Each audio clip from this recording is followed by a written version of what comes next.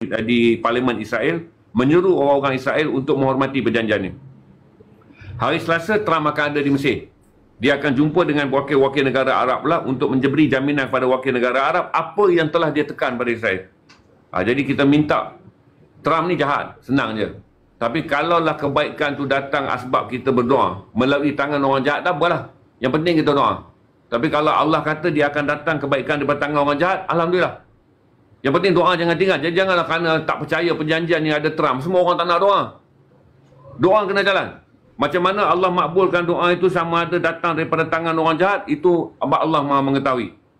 Dan jangan pula dihina-hina perjanjian ni, kenapa percaya, kenapa itu, kenapa ini. Duk kenapa, dah tak ada orang yang nak berdoa. Maka kita doa pada Ya Allah, amankanlah Palestin dengan apa jua cara. Kerana Allah Maha bijaksana.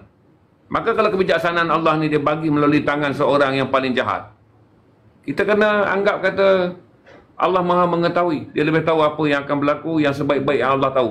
Okey?